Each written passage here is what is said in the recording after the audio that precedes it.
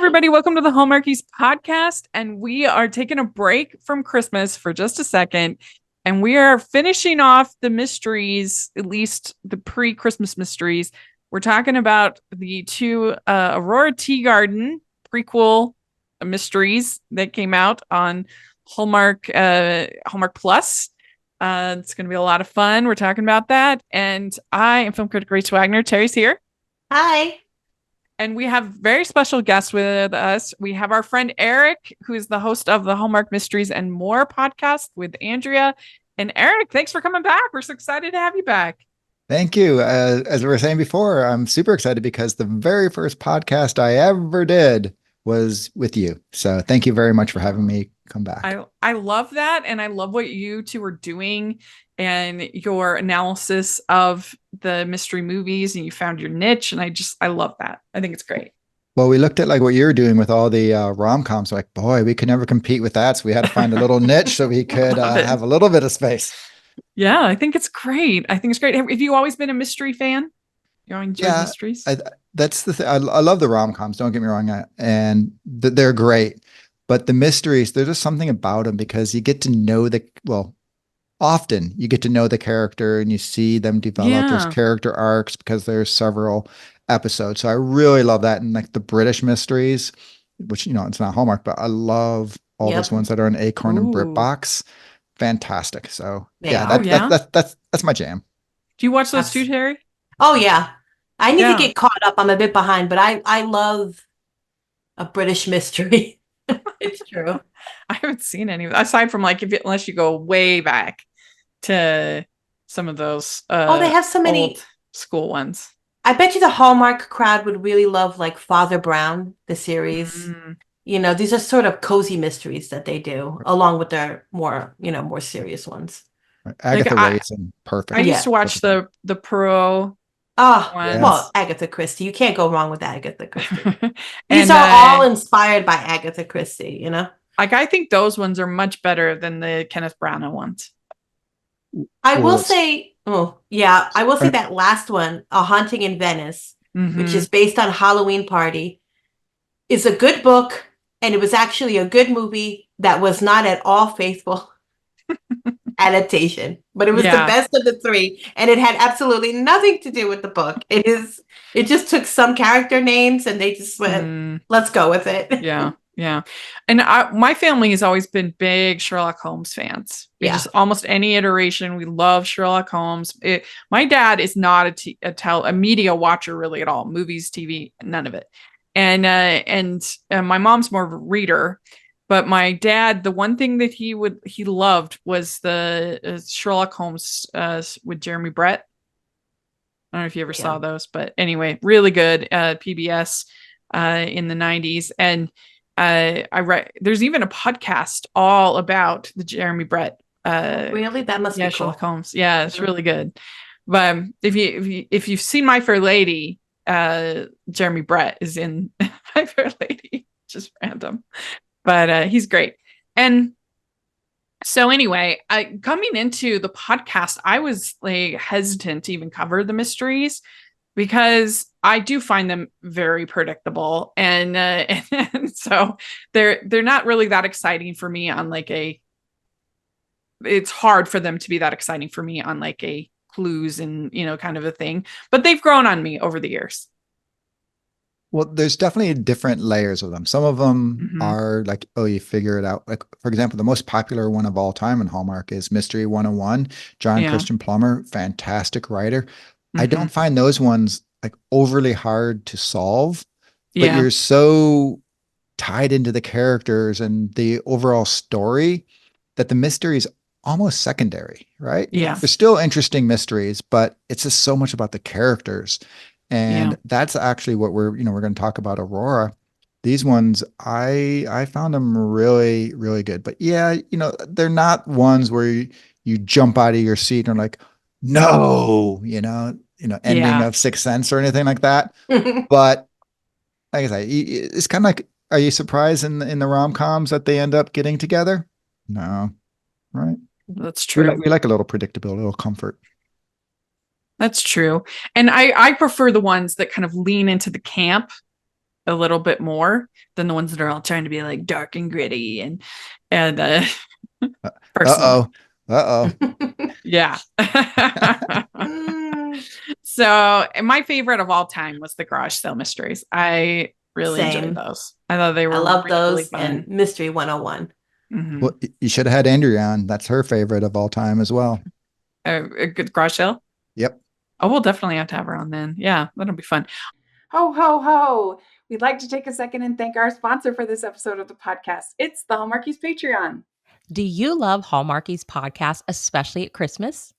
Do you enjoy the holiday previews, recaps, interviews, and bonus episodes? If the answer is yes, please consider supporting the Hallmarkies Patreon. We need your help to do what we do both during the Christmas season and all year round. But not only do you help a podcast led by strong, independent women by becoming a Patreon, you get to become a part of the Hallmarkies family. Starting at only $2 a month as a patron, you will have access to our Facebook Patreon group where we talk about the movies, shows, and more all year. We also have many monthly patron watch-alongs with guests like Lacey Chabert, Natalie Hall, Paul Campbell, Mary Lou Henner, and more, giving their behind-the-scenes details of their films. As a patron, you also have the chance to provide input into the podcast and even join us at different tiers. So this Christmas season, spread some cheer to the Hallmarkies Patreon and become a member today. You won't regret it. Go to patreon.com/Hallmarkies to learn more. That's patreon.com/Hallmarkies. Dive into these two movies. So the first one, Aurora Teagarden Mysteries, A Lesson in Murder. When a student from Aurora's true crime literature class is found murdered outside the diner where she works, Aurora takes it upon herself to figure out the real culprit. So this is directed by Jessica Harmon, writers Tina Booth and David B. Grech, and stars Skylar Samuels, Evan Roderick, and Mary Lou Henner. So overall, what did you think of this one? What did you think, Eric? And which one is your favorite of the two that we're going to talk about? With the two, this was my favorite. I think they're both outstanding. I think the Lesson in Murder, to me, cemented the new series, and I get a lot of hate for it, but the new Aurora is better than the original. And I found this to be so much different. And it's funny, we were talking a little bit about Agatha Christie and how it always goes back to Agatha Christie. This one, you had Poison. Agatha loved her Poison. You had that, for Hallmark, surprise end, like, it was a group. It wasn't a single person who did it, which is once again a little Agatha Christie-esque. So I found it really good. I think Skylar makes an amazing Aurora. If you read the books, I think she's far more true to the character in the books. So I enjoyed it. And what Jessica Harmon's doing with her direction in these is really cool. The way she uses color, the way she uses the lighting, and just the camera angles. I just found it a very, very slick mystery for Hallmark. In fact, we just did our rankings, and I had it the second best of the entire year, and I would put it. What's your number one? Tip Line, of which ironically was directed by Jessica Harmon as well. And I think my favorite of the year is probably the Curious Caterer. I think it was Fatal Vows, the one that was all the where they were in the costume. Same. That one was too. To me, that one was really fun. Yeah, in the castle. Foiled Plans. That, once again, you had the wrong person. That was Andrea's number one. Oh, really? But that was a great one too. I really enjoyed that because it had that, like, all the pieces were all in this one house. And when it was fun to put it all together. But what about you, Terry? What do you think of this one overall? And which one is your favorite of the two? Oh boy. I would say I liked this one, A Lesson in Murder, more than the other one, The Murder in the Diner. I don't know the name of it. Yeah. I will give this props for the ending, that it was a group and it wasn't just a solo. I'll give it that. That was different. But I'm not a fan of the prequels, and I think I've already made peace with the fact that I have to divorce myself from, these are not the same characters that we saw in the previous 18 films. Also, because Hallmark could not kill this franchise, they had to just keep it going. We could do like over 20 of them. But I really do not like Aurora in the prequel series. I don't like any of the characters, so I have a hard time connecting to them. Where I've never been the biggest fan of this series, but I could connect and like some of the characters. Where I don't like any of them, I think that I just have real problems with Aurora. I've never read the books, so I'm assuming this is not at all faithful.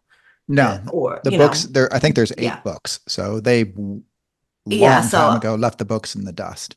Yeah, I know these adaptations are never faithful to the source material, but I just have a hard time connecting. Like, I like the actors and stuff. It's just the characters, and it's so annoying. But I think the one that feels the most off from the original series is Arthur. I just think there's no way that Evan Roderick is the same. Evan Roderick is the same guy as Peter Benson. Like, it just doesn't. It does not match. But you have to divorce that. Like I said, I have to divorce that. But also, it's like I don't think they match at all.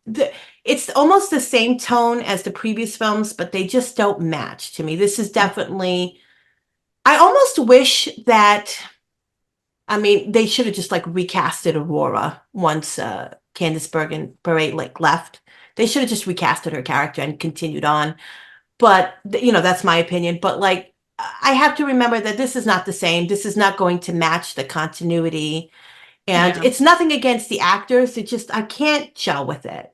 But the mystery itself wasn't bad. I'm somewhere in between the two of you. Yeah. I think that I'm fine with this being basically like Aurora Teagarden fan fiction. That's kind of how I feel. Yeah. Mm-hmm.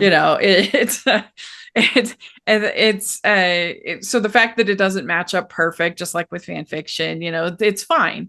And so I don't mind that. I think for the most part, like Aurora feels pretty similar enough, and Sally definitely. I think Sally's probably the best match. I mean, unless you're talking about Mary Lou Henner, was obviously the same in all of them. But it's fine for me. I do feel like Sally is wasted, though. I feel like she is wasted in these. I don't think she has enough to do here, and I know because they're I'm in college. I don't know. This one she was used quite a bit, like going through the. This one she's good at. That's more of a complaint for the next one, I suppose. For me anyway. I can see that. I can see that. Yeah. Well, so for this one, I want to push back just a little bit first. Okay. Yeah. I will say, if you think about it, like, the characters don't line up. When you were 26 years old, how much similar were you to? I don't know how old anyone is, but when you're 26 and let's say where Candice is 46, like, you're a very different person. You're just at a whole different life stage. So for me, I have no issue, and I don't think they should be very similar. And like Arthur, he's just starting out his career, and he's so far over his head. He's just trying to figure things out. Whereas when you see Peter Benson, he's well into his career. He's the seasoned guy. He's the detective cook. So he's a whole different life stage. So I personally think it adds to the character of looking back at where they were when they were just, youngsters. I don't feel like Evan has like the nerdy energy, though, that I would expect a young. No, I would not say Evan is a nerd by any means. I would expect Arthur to have a little more nerdy energy. I suppose my main issue with Arthur now, I think and both these films play into it, is the sort of, we know that they eventually they go out, they have a relationship, but we know it doesn't work out. And I kind of wish this picked up. Do we know? Yeah, we know from the first couple of films that they dated and it didn't work out because he is then married. Yeah. But yeah, it's like he's got puppy dog eyes for Aurora and stuff. And I was like, oh, I wish they picked it up post relationship, because we know it's not going to work out. And I feel like the audience is potentially, especially if you're not familiar with the other films, because you can pick these up. You can pick any of these movies randomly and not be lost. So why did it not work out? I mean, that's why she didn't. She dumped him. It's all Aurora. Well, that's why I think it's best to look at it as like fan fiction, because but it's like, and you kind of get that feeling that she's not fully into him here either, But it's just like, oh, I'm so tired. Those poor puppy dog guys. I feel like they're trying to make the audience invest in that for it not to work out. Yeah. So I kind of wish it was post that breakup, so we wouldn't have to worry about it. Where they're just friends, they are friends. They are friends, but I feel like he does give them longing looks. How do you say no to him if somebody's giving you a longing look? Coming Well, because she had Dan. She's dating Daniel. She's dating. He's another so guy. handsome. And if you get, Yeah. and so we just recently talked to the writer, David Gerlach, and if this continues, which we hope it does, they will be addressing now, because when you bring in, like all of a sudden Arthur starts getting a love interest, then you have Aurora becoming the third wheel. So you'll get to see some, of that. So I think there's just like all sorts of these pre-stories. And by the way, according to Tina Booth, right? That's who wrote the originals. She said that she never actually said there are hints, but there was never actually stated that they dated. So I don't remember going back. I for sure always, thought, did they, didn't they? Yeah, Sally says, I think in the first movie. Yeah. I thought that's why what's her name was so jealous. Yeah, because Sally says, "Ooh, you guys used to date." Okay. She says that. I forget what his wife's name is, but anyway, she was always so jealous of Aurora. Lena? Yeah. Lena. Yeah, they do mention it either in the first or second film that they dated at one point. But which doesn't matter. I mean, it doesn't matter at the end of the thing, but But I really liked Jordan Buhat as Daniel. I thought he was really sweet and endearing, and it was kind of nice to see somebody him in somebody. I don't know. I just felt like his casting was like a little different than you typically see as a leading man in these movies.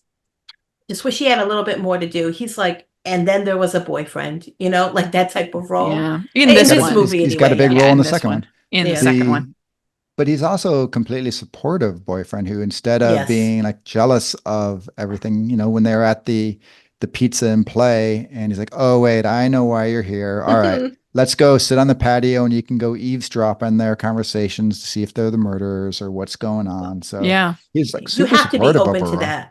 You have to be open to that when you're dating somebody obsessed with true crime. They're looking for younger talent supposedly at Hallmark. Yeah. I don't know why they wouldn't consider him. I think he could do a great job in one of these movies, one of these rom-coms. Absolutely. So, yeah. So basically what ends up happening is that Aurora's what is that, like mentor, professor, whatever, is teaching. They're teaching a class. They're making a class on true crime, and particularly they're focusing on poison. And she gives this lecture about the nitrate poisoning, and this baseball player student is found dead, and my favorite line in the movie, which just made me laugh, is when they're putting all the pieces, the clues and stuff together, and they're like, why are you doing this? Why are you? And she's like, why do you think I became a librarian? Or why do you think I majored in library science? So ridiculous. That made me laugh. But I don't know what year are these movies supposed to be set in? Like 2008, because they keep referring to 2008, 2009, because they're talking about the Great Recession. Yeah. Oh, okay. Because I was like, wait, I was confused about. I was like, this has to be early 2000s. I was thinking, but because I forget what the timeline of the movies was, like the originals, and I didn't know if it ran concurrent or not. So. Mm-hmm. So the first red herring that we get is this guy, Owen, who we have Jenny, I think is her name, and her saying, "Oh, Owen is following me." And so there's something kind of shady going on. And then this Kevin, the baseball player, he's the one that ends up dead. And we get a footage of her putting some kind of powder into his drink. So that's like our first kind of red herring that we have. And I do think it was pretty effective, the red herrings, because there were so many actual people involved. Wait. We want to talk red herring. Did you think that Kevin with his over-the-top hilarious guest appearance as the pizza manager, like he was involved at all? I kind of wonder, just because now I'm like, why was he in this movie? Like, why did he just really need a job? Like, maybe he was just like hard up and needed to work. They had him for a day. They had him for a day and just thought it would be kind of fun to put him in. He wasn't even in the script that he was just available. And so they just quickly wrote a very loose script, and then he ad-libbed his whole character. That was the only reason I thought, is he the murderer? Because sometimes the murderer does come from left field. And I'm like, because why else is he in this movie? Like, I thought it was stunt casting. Like, let's get a beloved, because I think they do that with the next movie as well, where like, let's get a fan favorite on here for a small role to entice people to come and see it. Watch it. I mean, that's why I thought, okay, he's the murderer then. Yeah, that was my thinking as well. But like, that would all feed into that idea of stunt casting. So bizarre. It was so really strange, but it was funny. So it was funny. I prefer these movies when they're a little campy, when they're a little silly. Yeah. I really do. And so that was fun. And I mean, it definitely had its more like gruesome moments with the whole thing of turning blue, that I guess this poison makes you turn blue. And Aurora starts to feel really conflicted, and the teacher, the professor, feels really conflicted because she feels like she's like teaching people how to kill people. Right, which is a legit idea. And I do wonder, I was like, did they have, because I was confused about the year that this was supposed to take place. And I was like, did these college courses exist at this point in time? Like, yeah. I was curious about that too. And I guess the whole idea of sort of true crime, I mean, it goes way back to like the Grim Reaper, and, some of those things could go way, way back. But like, it became really popular with In Cold Blood with Truman Capote. Yes. That whole book is all about a true crime, and then it's just continued various iterations over the years. But well, loosely true crime anyway, that one. Mm-hmm. But so I wasn't like, because they're going over literature and like the true crime aspect of it, but I was like, I don't know if they were that specific in this era, but it doesn't, of course, I was overthinking it. That doesn't really matter. This is Hallmark, come on. Yeah, I know. See, this is what but I was I'm overthinking about that too. I was like, is true crime a modern phenomenon? But so I went on an internet deep dive with that as well. And they were saying that, I guess, that In Cold Blood was like a big key moment of it was, because he interviewed those men, I think. And just think about he interviewed a lot of people. Like ID Channel's been, doing all this for years. Yeah, Dateline mystery. Dateline. Oh, yeah. The ID Channel is, I mark that as favorite. That is a constant in my home. See, that's more like my wife. My wife likes that kind of stuff. She doesn't like the Hallmark, whereas I don't like that. I like the Hallmark. I like it all. I think it's funny. Maybe I'm judging myself. I might be a little Aurora too, like obsessed with true crime. I don't try to solve murders, no way. But like, I do love me a true crime. We'd like to take a second and thank our sponsor for this episode of the podcast. It's the good folks at Harpeth Road Press and Lindsay Gibson and her new book, The Christmas Coin. Professional ballet dancer Amelia Collins is blindsided when an accident causes a career-ending injury.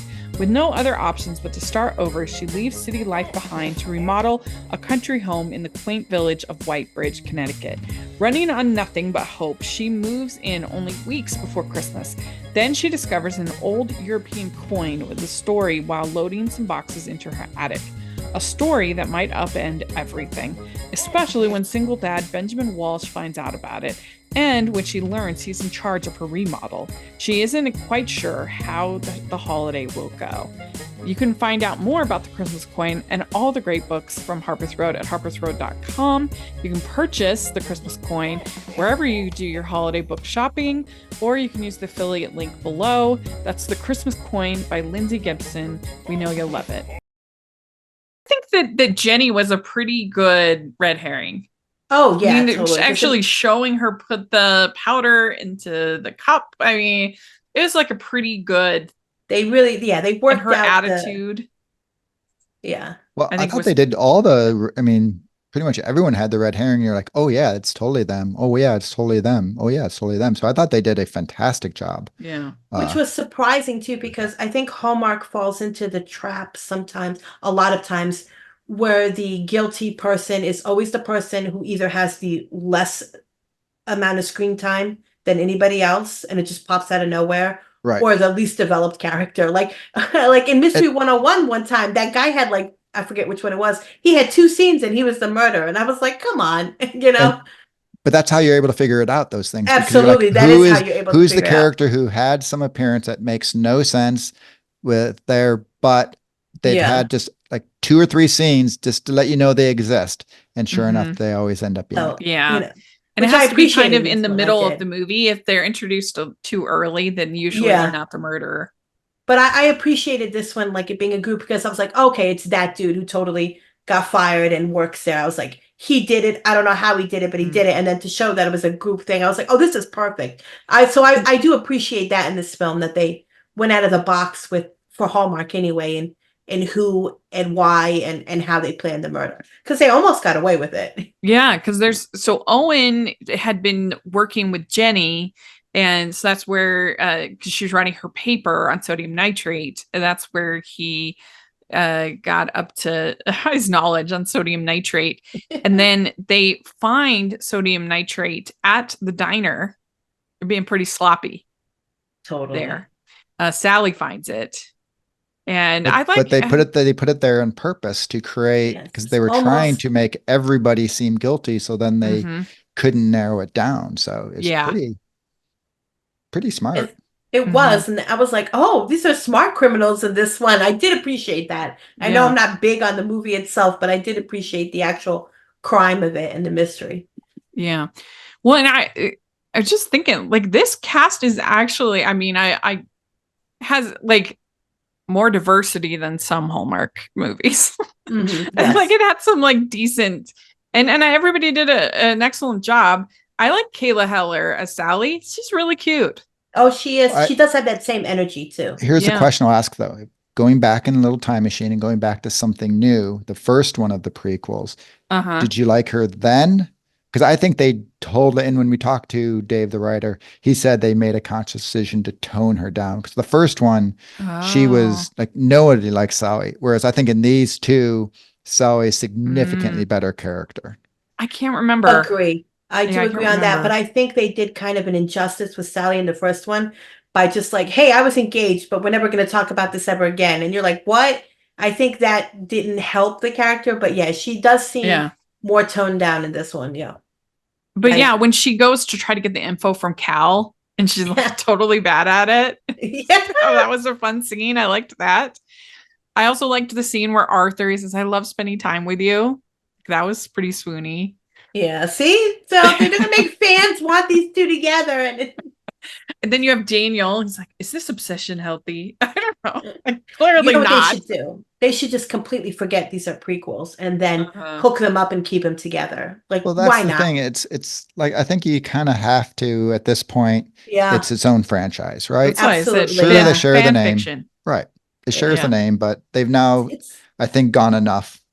It's a different universe, like in the comic books. Yeah. But it was funny to me when she talks about the bats and the balls and sports things.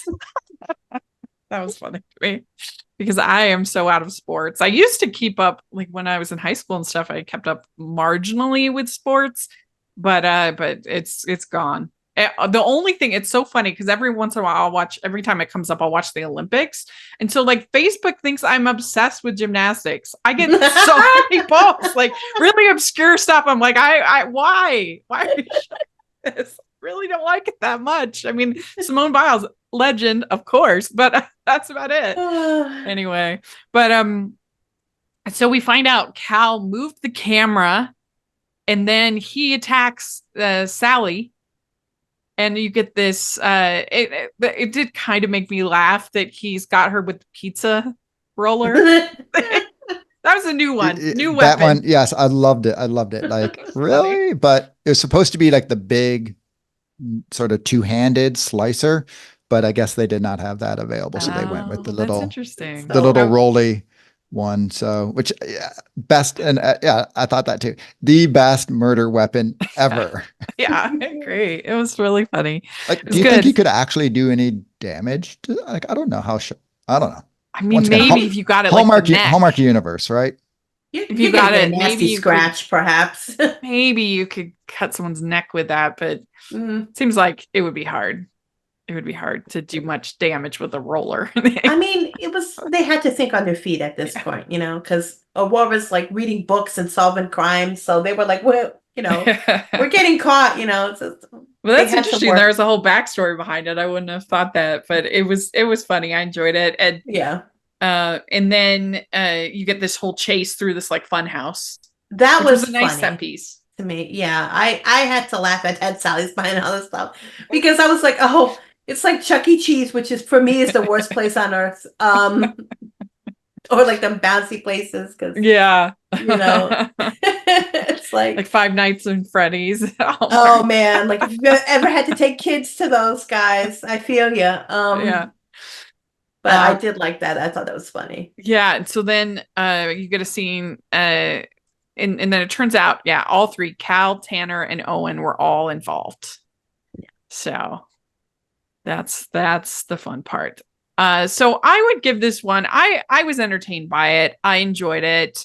I like Skylar. I think she's good. Oh, I like her too. Yeah. It's fun to see Mary Lou pop in.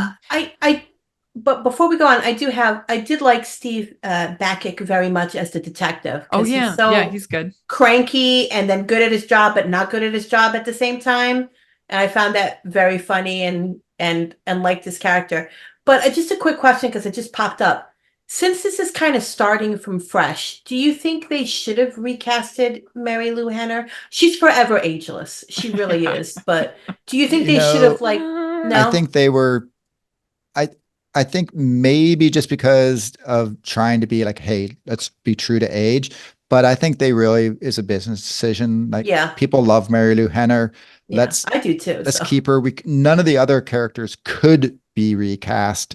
You know, there's no way Sally could be, Lexi Dawn could be, I'm all of a sudden 26 years old, right? Where Mary Lou, I think it could do it. And it gave a little bit of that continuity for trying to bridge some of the OG fans to come on over. So I'm fine with it. It's fine for me. And at the end of the day, I'm fine with it too. I was just wondering, I was like, I wonder if they should have like a clean slate, so to speak. But I do love Mary Lou Henner. I can see both arguments, like having like just some mild continuity, but then also like just starting clean. I can see both. Yeah. But yeah, she's one of my favorites. So but you mentioned the Steve Basic. Oh my God, he is so good in this because Andrea has always been like, oh, Steve Basic is, swoon worthy and everything. I'm like, Steve Basic, really? I don't get it. And then as I put it out there and I found out most women find Steve Basic pretty darn sexy. And I was like, Steve Basic. I tell you what, in this movie, I'm like, sign me up. I'm now the treasurer of Steve Basic fan club. The guy, he is so funny and trying to be like a Mr. Tough Cop, but at the same time, he's not quite. And he's just hilarious. And then his interactions with Arthur, where and we see a little bit more in the second movie, but just the way he's like, oh, I am, the tough guy. I'm going to show you the way to being the grizzled veteran. And he kind of makes his own mistakes along the way. And, he's the 3-time divorced guy who's wearing his leather jacket, trying to be Mr. Tough guy. Well, especially in the second one. Right. His like banter with Kimberly and stuff is really fun. And I love him in All for Love. I think it's what it's called. The one with the military one. He's great. Yeah, he's good. The older he gets, the better looking he gets. For me. So I did ask my wife, by the way, just this week, and I'm like, so seriously, because she's not a Hallmark fan. I'm like, am I like crazy here? And she looked at him, she's like, yeah, no, he's hot. So the older he gets, the better looking. He's really coming into it. Well, and of course, I loved him in Garcelle Mysteries too. He's great in that. So yeah, he's really fun. We have interviewed him. It was a bit ago, but yeah, he's great. And it's really nice, especially the second one. He gets to really shine. And this second one is called Aurora Teagarden. We didn't give our scores. Oh, so I'm sorry. No, you're fine. So for this first one, I would give it like a 4. I thought it was serviceable and entertaining, and I enjoyed the clues and the performances. And yeah, I mean, I get the complaints, but overall I was entertained by it. So I give it a 4 out of 5. What would you give it, Eric? I'm at a 4.75. Okay. I've actually watched it more times since I've initially reviewed it, and I just like it more, and I see a little bit more into what they're doing. And like I say, I don't have any, because I actually did not like the original series. So I think maybe that helps a little bit too, where I'm like, any comparison for me is a positive comparison. So like I say, but I just think the mystery, the way they wove it, the direction, like Jessica Harmon, this is not like a normal Hallmark movie, the way it just looks and feels. So yeah, I absolutely loved it. She's good. So what do you give it, Terry? I'll give it a 3. A 3. Okay. I'll give 3 because the mystery and the conclusion of it, I did like. Yeah. Very much. I just have to. I think just have to like these characters. I think that's my biggest problem with it. Not that I was a huge fan of the original series either, but just I got to work on it. I mean, we all have, like, I really didn't like the Chronicle. That one was bad for me. Yeah. But, we all have our favorites. You don't like Chronicle Mysteries? No, I really disliked it. I mean, maybe I'm just too close to podcasting, and it wasn't even, like, in the ballpark. And I just thought it just wasn't my favorite. But anyway, that's another podcast. We'd like to take a second and thank our sponsor for this episode of the podcast. It's the Hallmarkies merch store. Are you looking for that perfect gift for the postable, Hardy, or Hallmarky in your life? What about getting that t-shirt or hoodie that will help you stand out at your next holiday party? Now is the time to check out the Hallmarkies merch store. Full of festive designs by artists like Jessica Miller, Carrie from Hallmark Comics, and more. You can even have more than just shirts, but totes, cell phone cases, notebooks, mugs, and more. And it isn't just Hallmark. We have designs for Anna Green Gables, Man from Snowy River, The Nanny, and more. Every purchase at the merch store goes to help support the podcast and allows us to make the great content you know and love. There are frequent sales, so go to tpublic.com/stores/Hallmarkies or see the link in the description. That's tpublic.com/stores/Hallmarkies. This second one is called Aurora Teagarden Mysteries, Death at the Diner. And also Jessica Harmon directing, writer David Grech, and stars Skylar Samuels, Evan Roderick, and Mary Lou Henner. And when the owner of the diner where Aurora Teagarden works is suddenly killed, her new boyfriend becomes the primary suspect. And so, yeah, this was, I mean, the funnest part about this one was seeing a lot of people that I like. Obviously having Kimberly Sustick come in as like she's like the area manager or something. Like she's the DA. She's the DA. Okay, yeah. And an ex-wife. Yeah. Yep. So that was fun. I enjoyed seeing Sarah Strange as a sort of a protective mom. Oh yeah, it was great. I love her from Garcelle Mysteries. I enjoyed Caitlin Stryker as one of the red herrings. Kathleen, I think was her name. It was good. So anyway, there were a bunch of people that I like. That was the strongest part about it, I think, was the cast. Sure. Yeah. Yeah. What did you think overall of this one, Eric? I enjoyed it. Like I say, I definitely enjoyed the Lesson in Murder, because that for me is almost a perfect mystery. But this one was really good. I like how they are continuing to develop the characters. And Arthur, in this one, we really did get to see a lot more of Arthur. Like, you see him at this point, like I said before, he's back at the beginning of his career. And there's that great scene where he goes to Detective Cook, who's the scruff, whatever guy. Yeah. And it's like, how do you do it? How do you balance your personal and your professional? And he's like, you know what? I got 3 marriages. I don't do it well. Basically you've got to accept it and, move on. You don't want to be me, basically, is what he says. And, keep that humanity in it, which I think, will help build Arthur as he goes along. And when you see, Peter Benson's Arthur, he was a guy who, he wasn't the grizzled Steve, or I was going to say T Basic, but detective cook. You know, he wasn't that kind of character. He still had the compassion and everything. So, you know, I think it's a great scene. Plus there's the one where he's got all the coffees. He's got to go pick up the coffee because he mixes up his 10-4 whatever lingo and all that. So yeah, I thought it was a ton of fun. I mean, I gotta put liquid in those cups, though. It is so unbelievable that. Well, hey, he had like 12 of them. That was a little too there was dangerous. no way, but like, do you know they're empty just by the way he's holding them and stuff? Yeah. I was like, put some liquid in there. True. I mean, that's true all over Hallmark.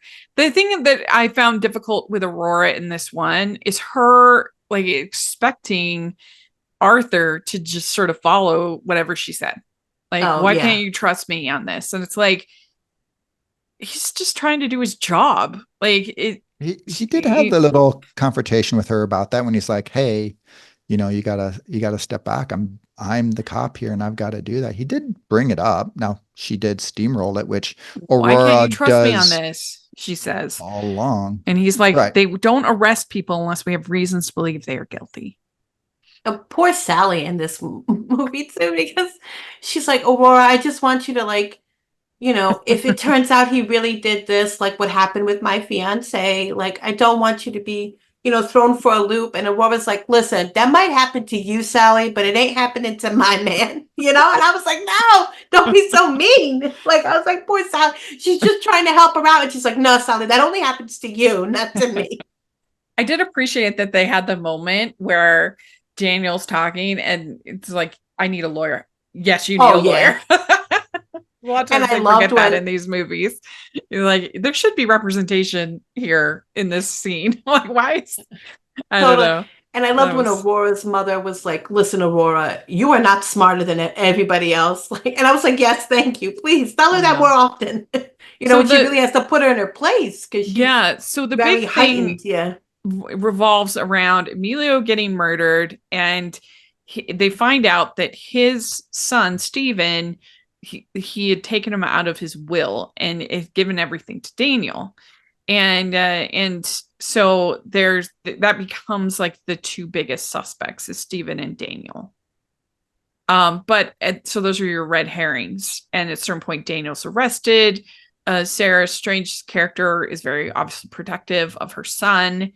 And every time that the poor police officers wanted to interview anybody in this movie, they were all like, "Oh, how dare you? That's so rude." And I'm like, it's not rude. They're just doing their job. I kind of feel like people would act like that in real life. Like, oh, I don't have time for this. No. Probably. They'd be like, how rude of you to be asking this question at this time. And it's like, what do you want them to wait 2 weeks and be like, okay, now we're going to start investigating. Like, you have to do it right away. But people do want you to wait, Rachel. I guess. To me, that was the most realistic part. And so Aurora says, I'm going to find the real killer. And and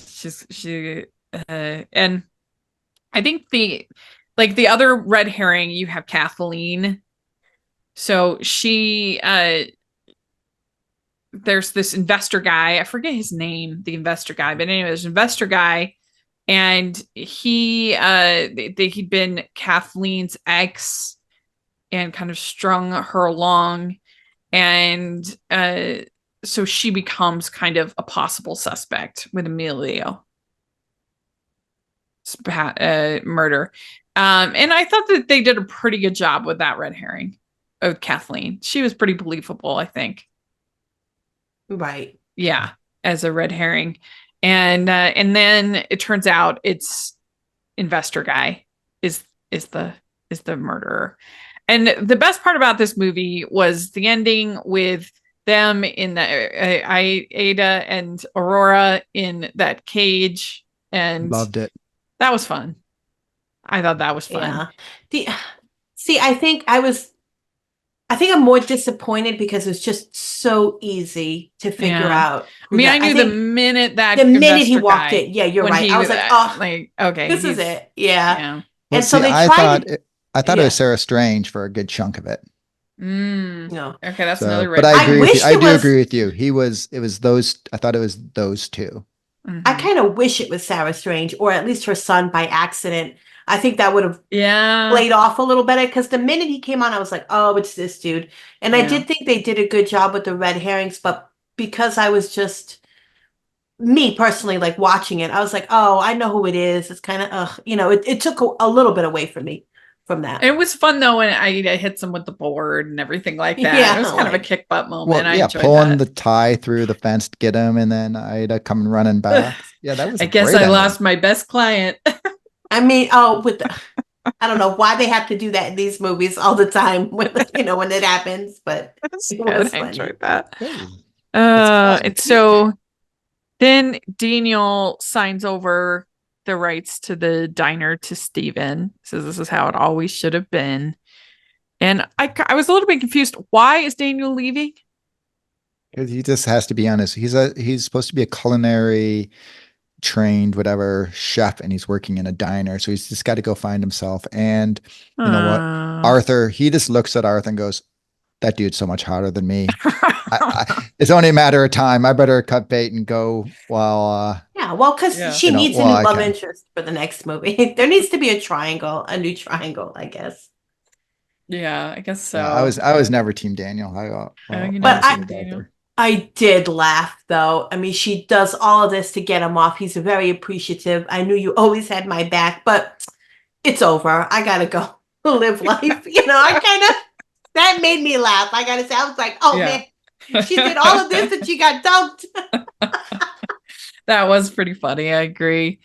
And then this was fun enough for me, but like I said, the first one I think was better.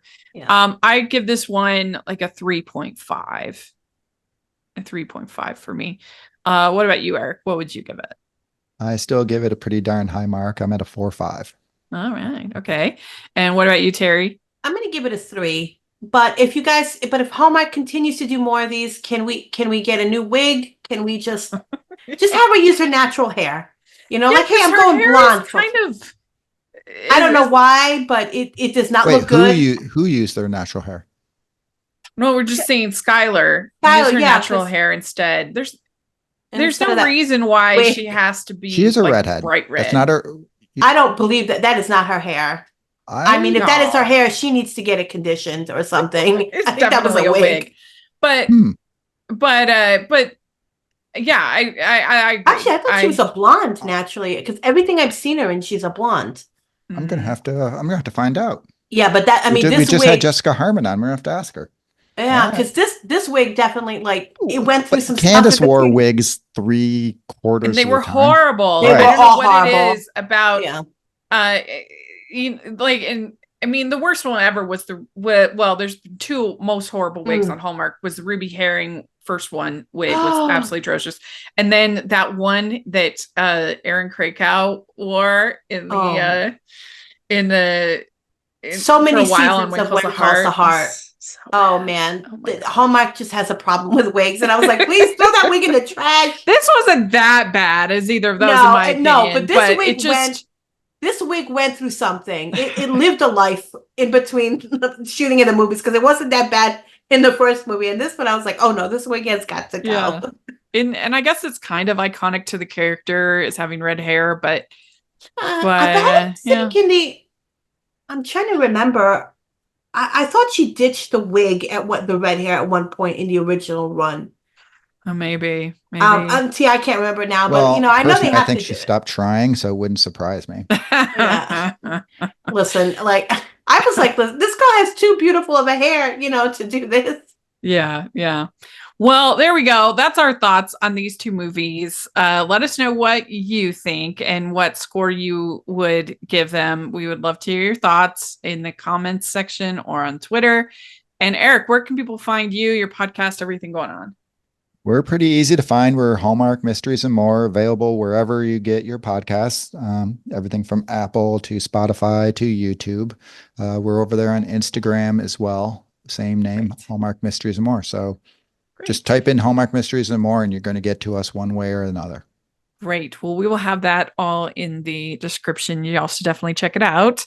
And it sounds like I am finding out if this is a wig, by the way. I think it's her hair.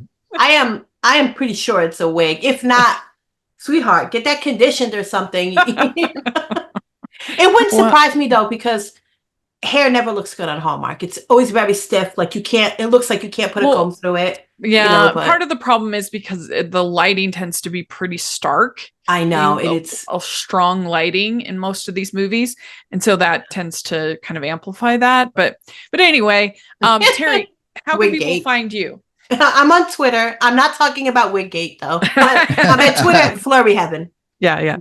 You can find me at Rachel's Reviews, all over social media, iTunes, YouTube, and on Rotten Tomatoes. So check that out. And also make sure you're following the podcast, Hallmarkies Pod and Hallmarkies Podcast, all over social media. And if you are listening on iTunes to either of our podcasts, please leave your ratings and reviews. That really, really helps a lot. And especially during this holiday season, to be able to find the podcast. And so those reviews help a lot. And also, if you are listening on YouTube, please give the video a thumbs up, subscribe to the channel. We appreciate that so much. Most of our viewers on YouTube are not subscribers. So if you're in that camp, please subscribe. Really helps the algorithm a lot. And we have our Patreon group, which is the best way you can support us. And we have monthly watch-alongs and patron events and exclusive content. So please check out the Patreon. It really helps us so much. And then we have the merch store where we even have some Aurora Teagarden merch on there.